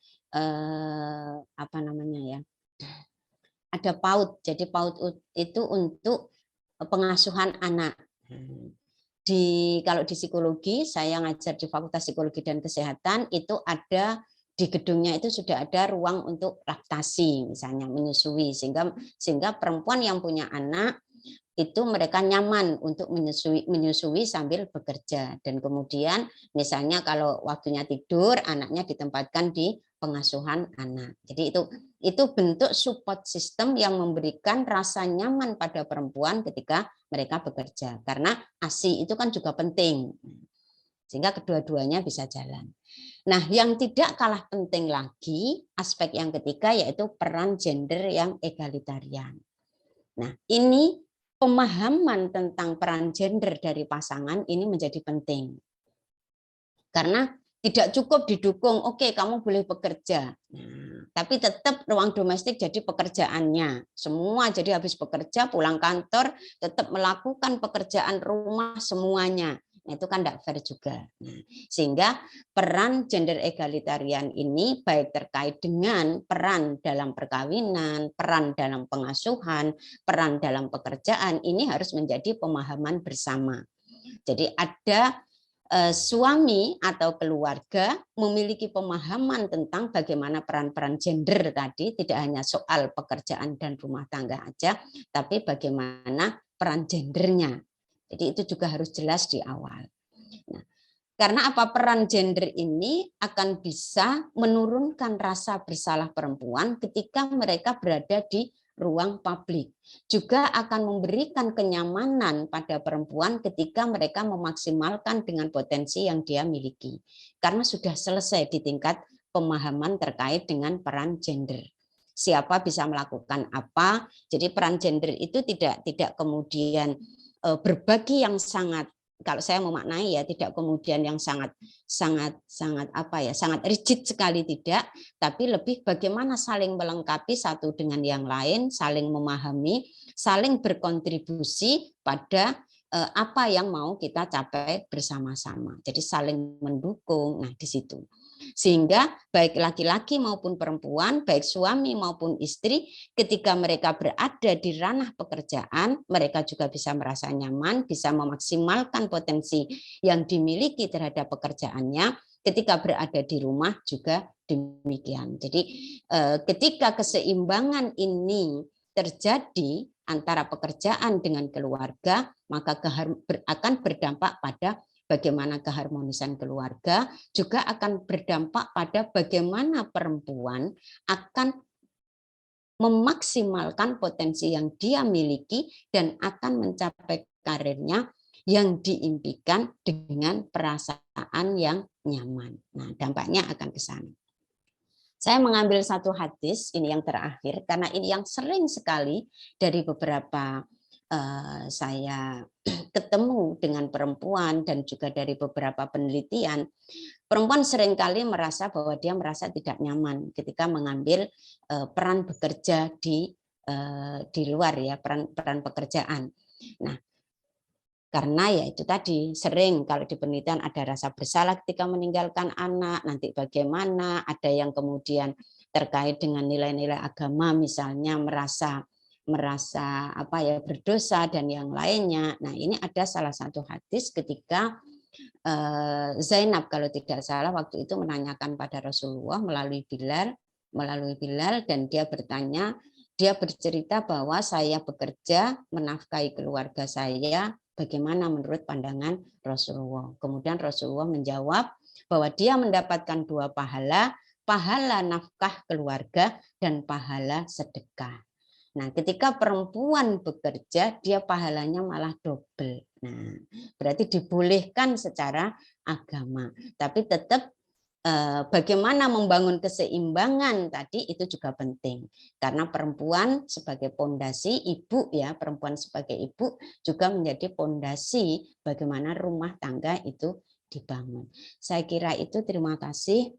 Semoga bermanfaat.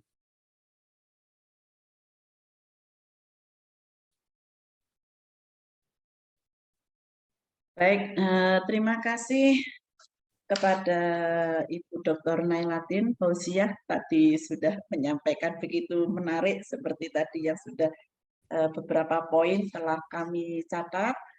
Namun di sini untuk mempersingkat waktu dari 2 pemateri tadi, kami berikan terlebih dahulu kepada para peserta, mungkin ada yang perlu ditanyakan atau ada yang dikonsultasikan. Senyampang ada ibu-ibu hebat selaku pemberi materi atau narasumber. Mungkin ada yang perlu dipertanyakan dari para peserta yang tergabung dalam webinar ini.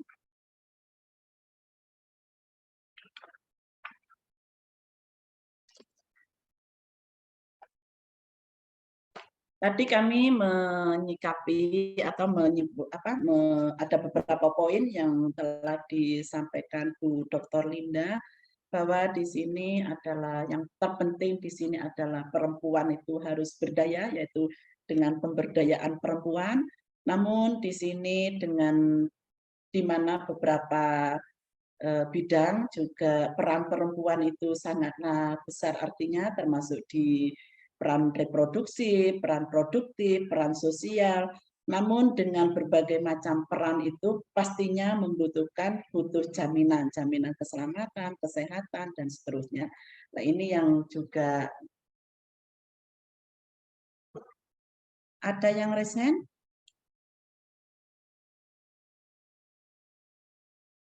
Ya, monggo yang resen ini dari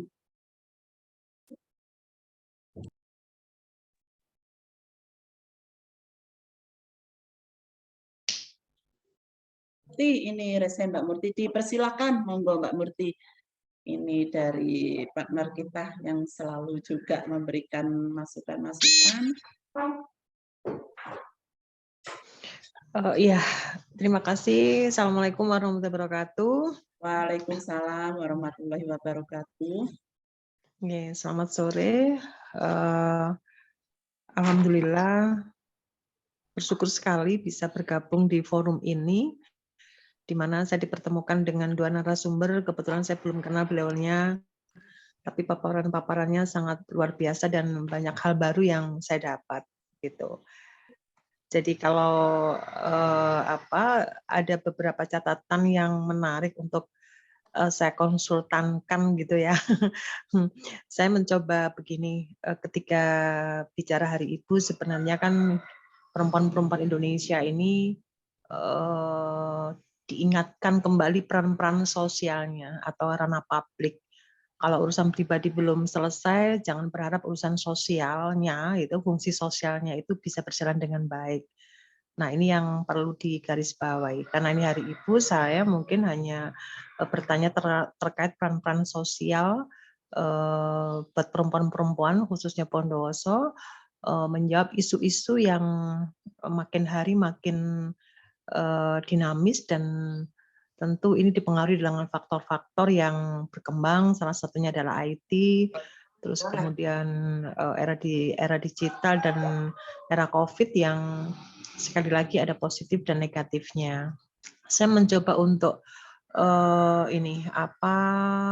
mengangkat kasus kemarin yang kebetulan ada seorang anak ini anak tiri yang kemudian mengalami kekerasan seksual oleh bapak tirinya, dan dalam media online yang saya baca adalah dia ditinggal oleh ibunya bekerja di Malaysia dan dia hari itu kesehariannya berada dalam satu rumah dengan laki-laki yang bukan siapa-siapanya.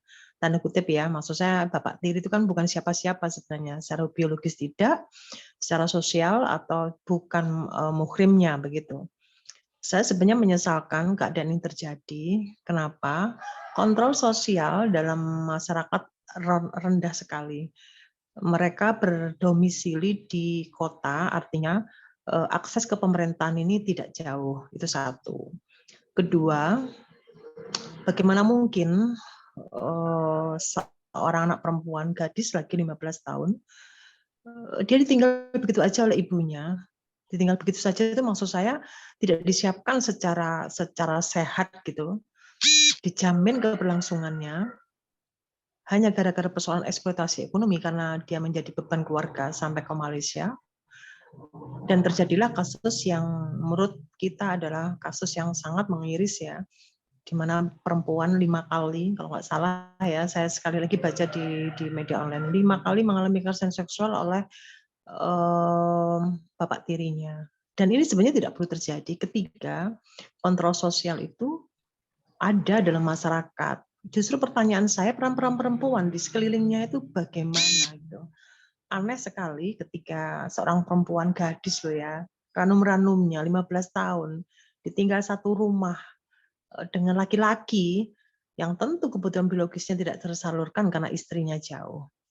Saya melihatnya ini sebagai kesenjangan ya, kesenjangan atau tidak keseimbangan, tidak ada keseimbangan antara peran pemerintah daerah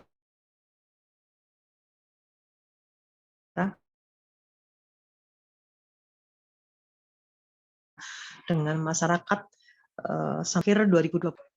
Menjadi catatan penting buat saya sebagai Direktur LSM Edelweiss,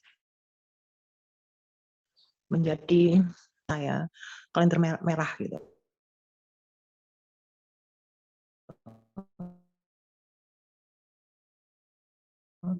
Saya merasa Mohon maaf putus-putus ya Mbak Murtia. salah sebagai sinyalnya ya, kondisi atau lingkungan di mana. Apa namanya? Hanya pada kuratif penanganan korban, merasa sudah melakukan sesuatu ketika korban ini sudah diberikan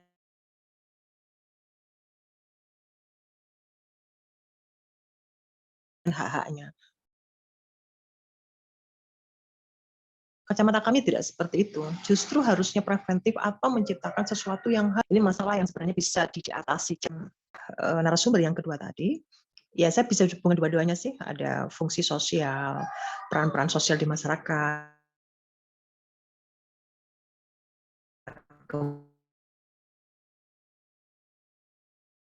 kemudian yang paling iritasi antara government dan non-government, ini yang tidak ada. Sehingga ketika ada kelompok perempuan yang berdaya, punya kesempatan luar biasa, punya potensi tidak diberdayakan, yang terjadi adalah kesenjangan. Gitu. Jadi kalau tadi ada beberapa ibu-ibu yang ada beban merasa bersalah ketika dia ingin berkiprah di ruang publik tetapi masih ada beban keluarga. Ini persoalannya adalah ada sekelompok masyarakat yang sudah mendedikasikan dirinya karena sudah beban keluarga dan pribadi yang sudah selesai, tidak diberikan peran, setidaknya memberikan advis. Ini menurut saya adalah harusnya tidak terjadi seperti itu. Gitu. Jadi saya di sini memang ingin membawa kasus ini dilihat secara perspektif sosial, apalagi ini ada narasumber yang sudah paham lah tentang bagaimana sih advis memerankan hubungan yang harmonis ini dengan peran sama-sama berperan untuk mewujudkan kesejahteraan masyarakat itu sendiri, sehat secara fisik, psikis dan sosial begitu. Itu saja pertanyaan saya. kita pengen dikasih advice deh gitu, supaya kesenjangan ini semua berperan gitu loh, semua berperan.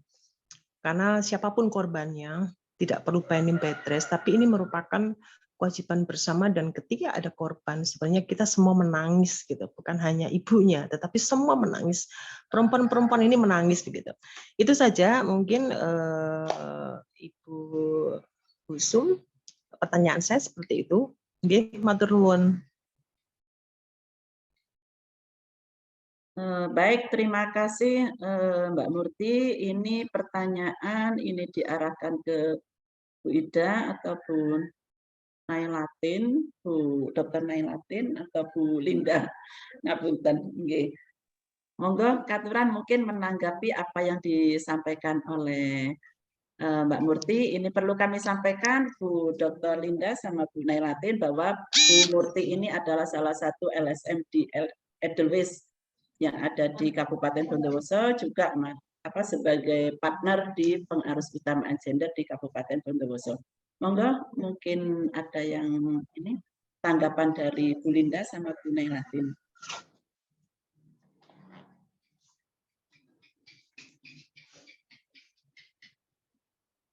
Boleh saya dulu?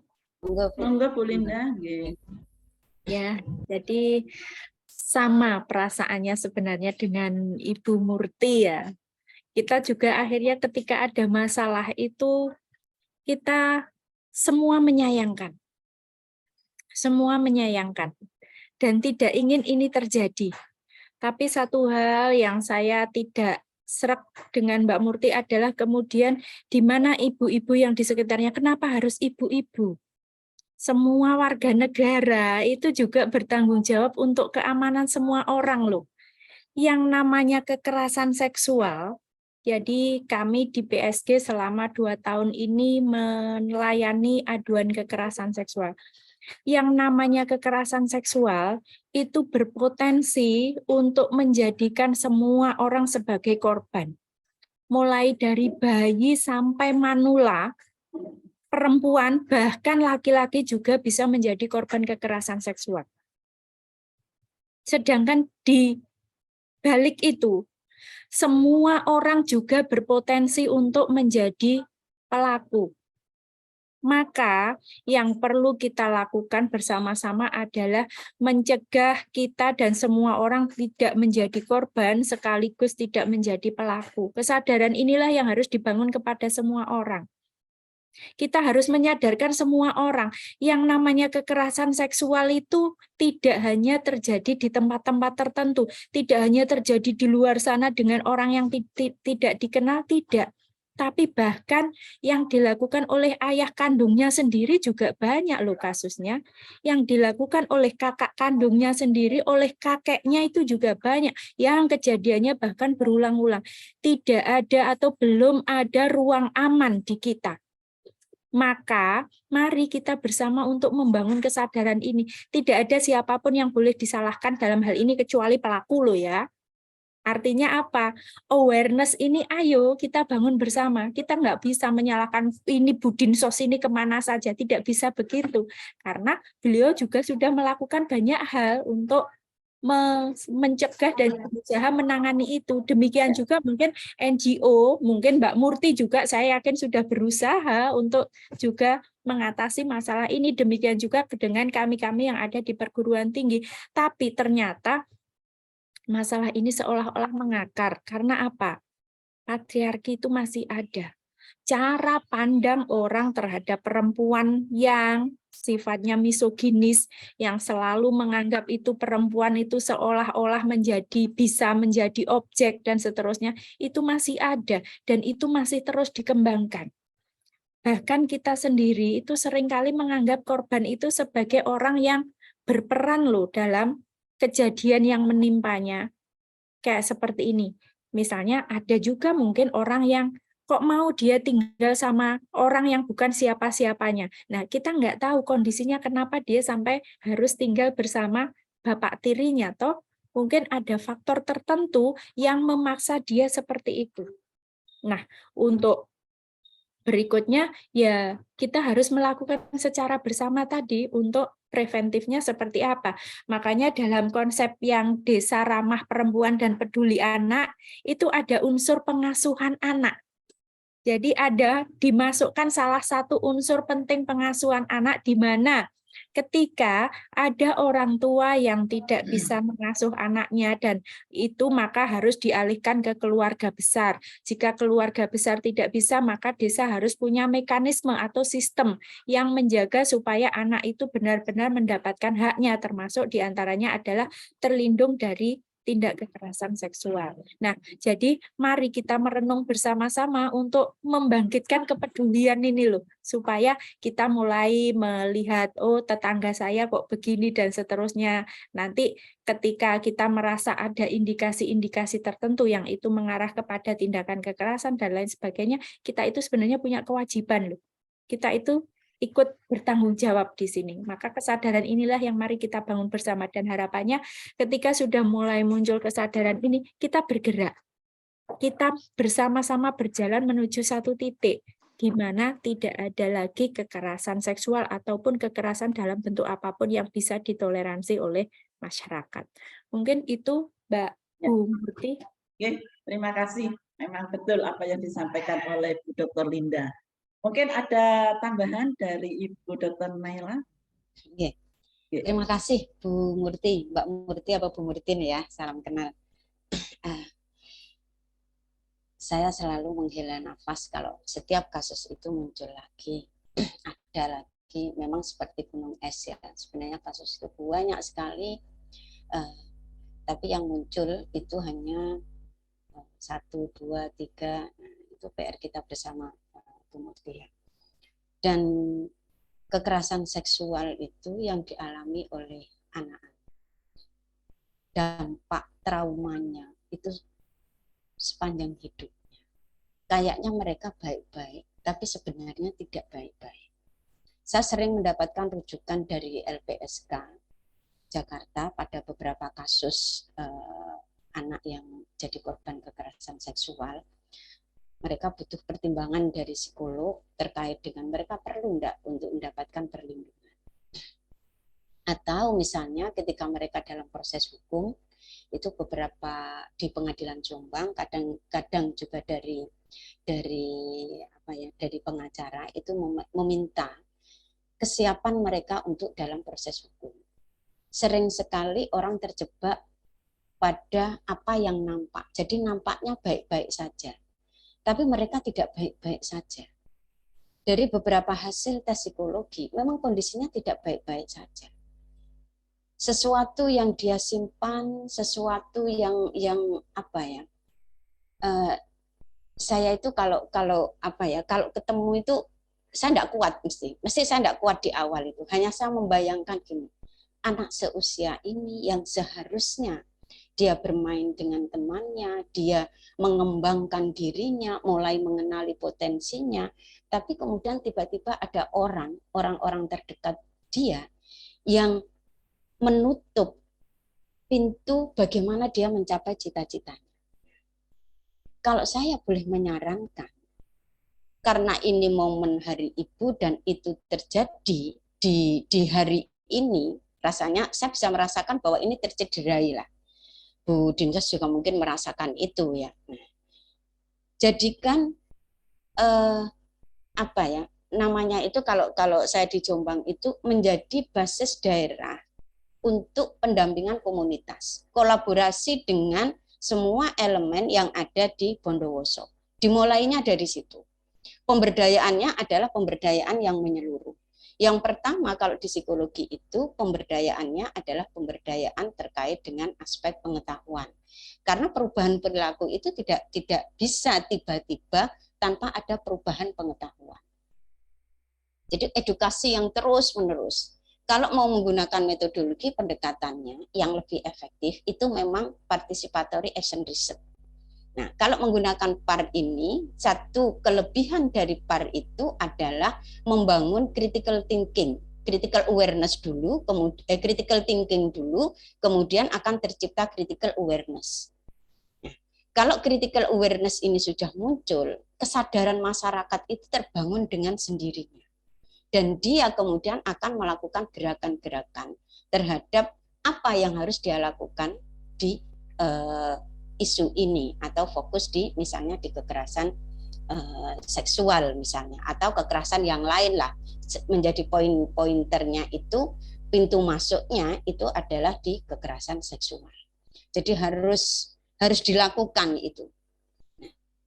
Dulu ketika saya menentukan salah satu komunitas untuk menjadi dampingan saya di WCC Jombang, itu salah satunya itu kita cari di Jombang yang kasus kekerasan seksualnya atau kekerasan dalam rumah tangganya tinggi di mana. Itu menjadi poin pentingnya. Dan berkolaborasi dengan semua pihak. Kita nggak bisa sendirian. Untuk misalnya aspek kesehatan, kita dengan dinas kesehatan, aspek pendidikan dengan dinas pendidikan. Kalau mungkin misalnya kita merasakan, Bu Murti misalnya, gimana Bu perspektif mereka belum untuk misalnya terkait dengan kesetaraan atau isu-isu gender. Nggak apa-apa, sambil jalan ketika kita melakukan kolaborasi, orang terlibat dalam proses ini, lambat laun mereka juga akan terjadi perubahan perspektifnya. Jadi harus dimulai. Siapa bisa melakukan apa, ya itu aja sudah, enggak kemudian yang apa ya, harus apa ya namanya, koyok hitung-hitungan itu rigid banget, enggak. Ayo, ini menjadi persoalan kita bersama, siapa bisa melakukan apa, untuk tujuannya yang penting adalah sama, kita punya satu tujuan di situ. Dari perguruan tinggi di sini ada, dari organisasi masyarakat ada, dari pemerintahan juga ada, dari NGO juga ada. Nah, dari kegiatan ini bisa menjadi ide bersama untuk bergerak bersama-sama bagaimana kita melakukan atau menghapus kekerasan terhadap perempuan dan anak. Fokusnya di situ. Saya hanya sebagai psikolog sampai saat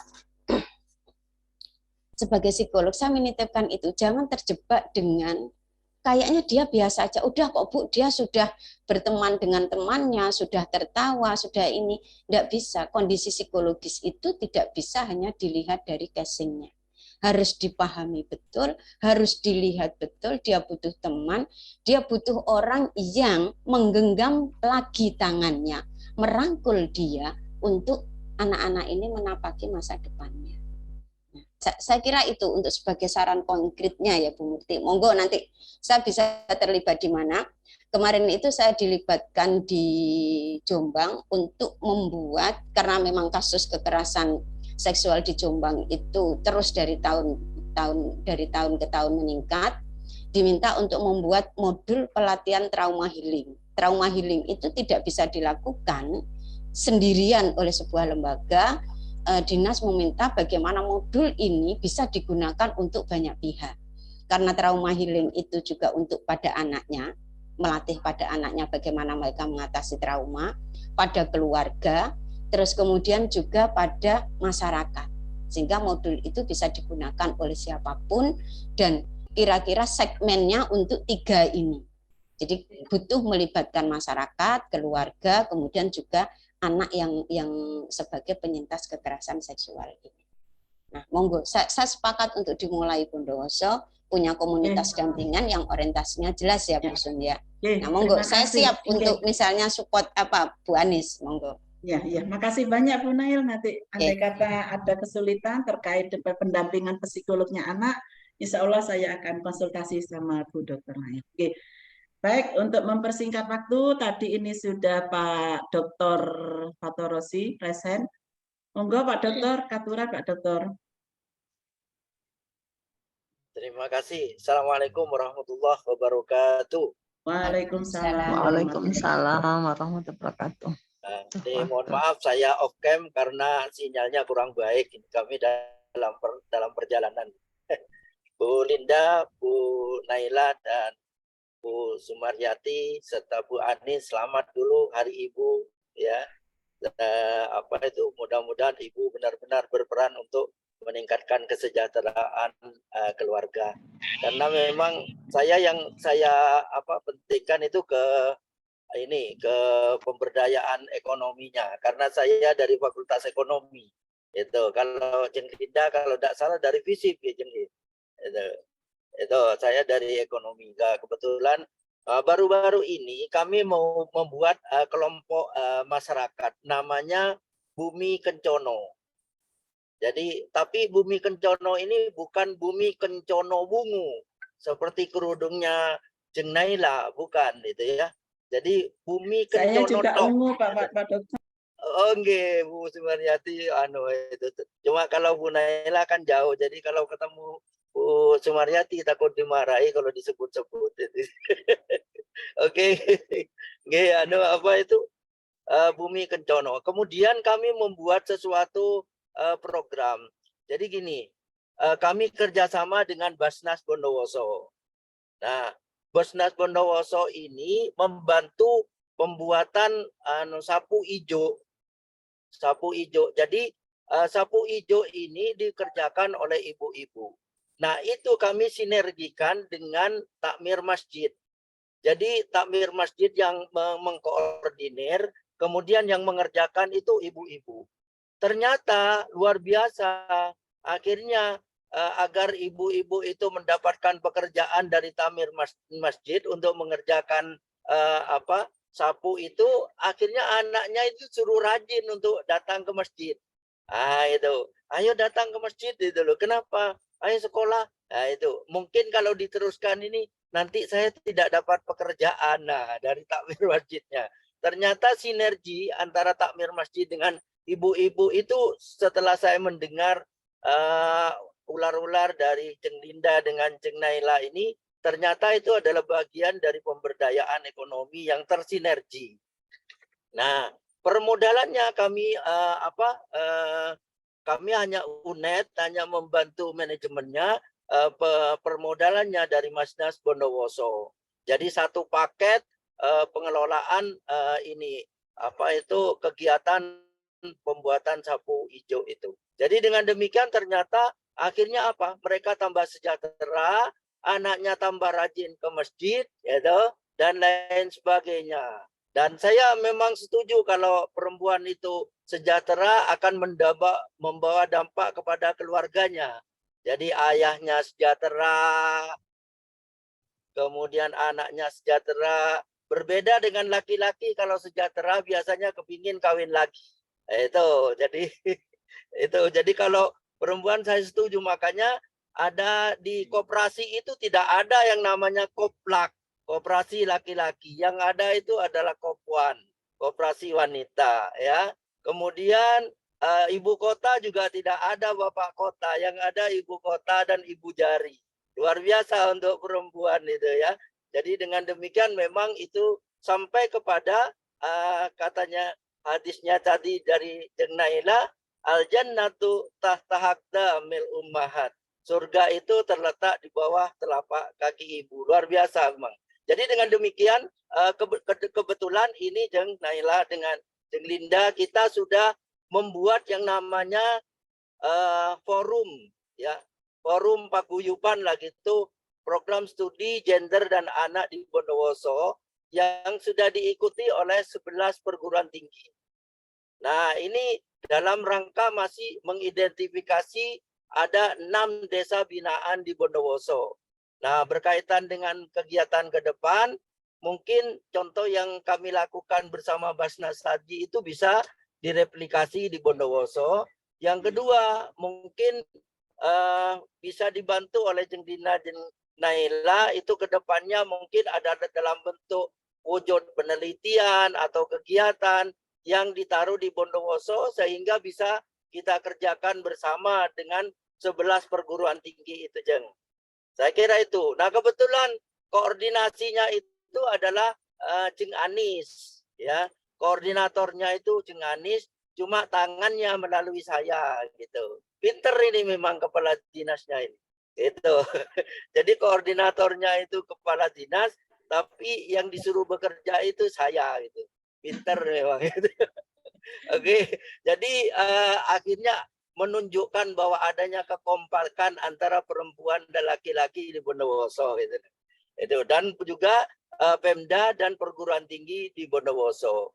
Jadi itu harapan kami, Jeng. Jadi yang pertama adalah mungkin kegiatan kami yang seperti yang di ini bisa disampaikan kepada orang-orang yang berkaitan dengan sinergi antara takmir masjid dengan ibu-ibu.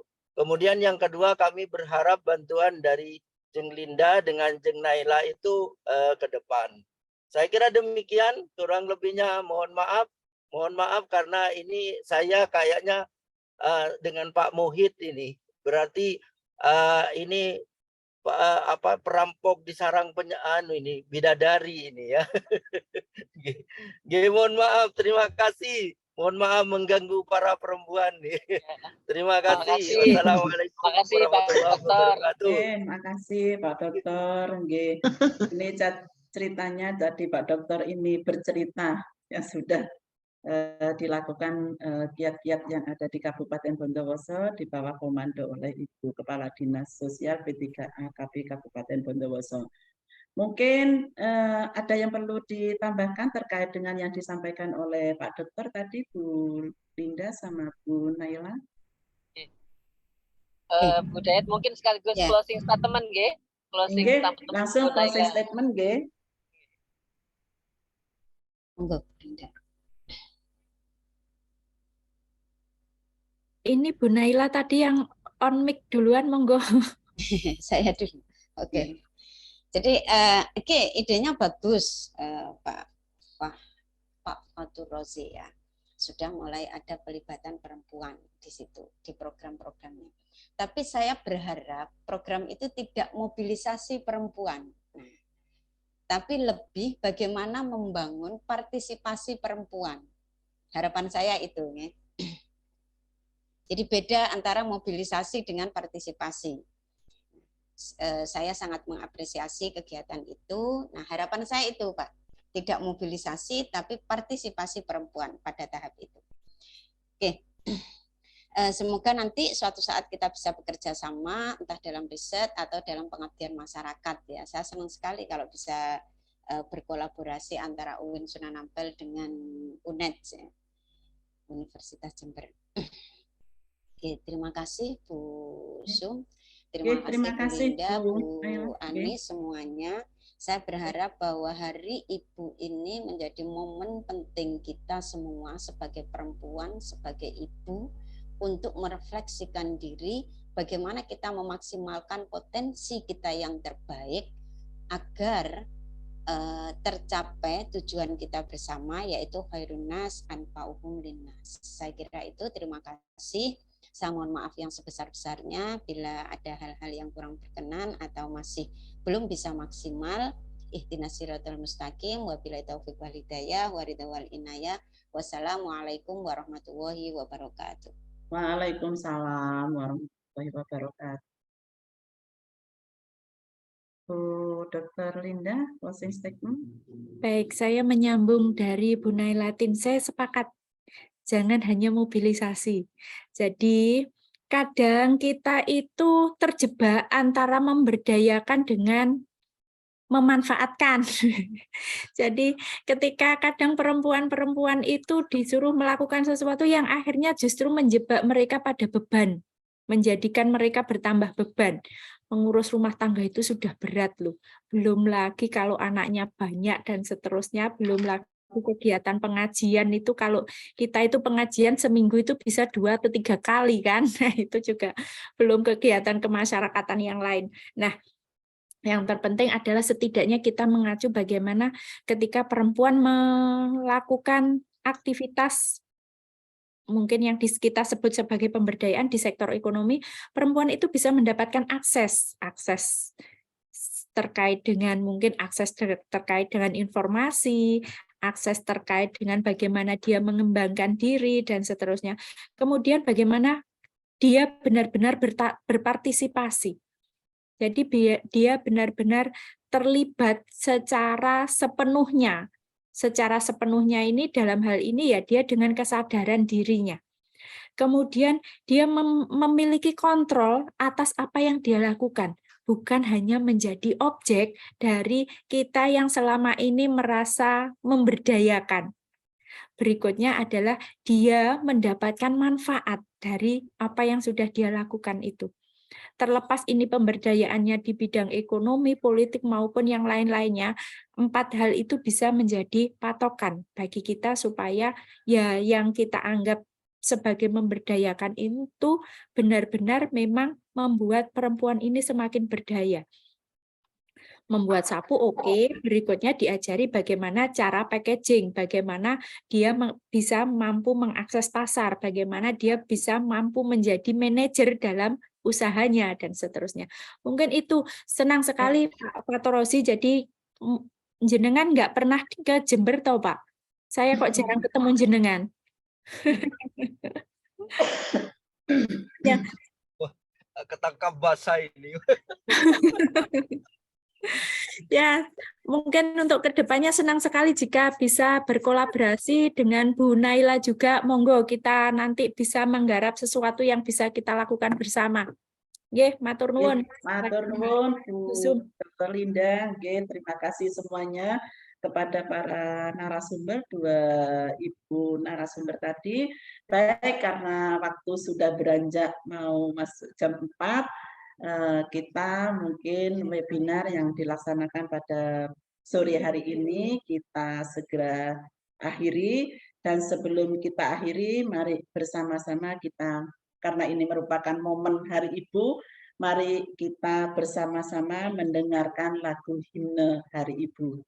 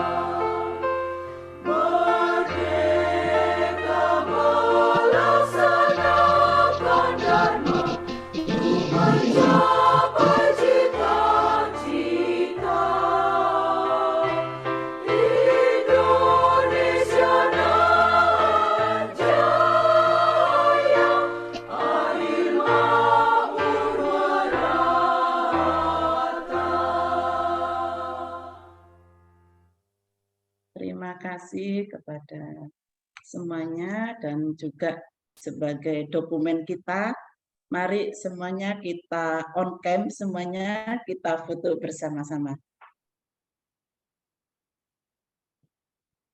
Ini sudah.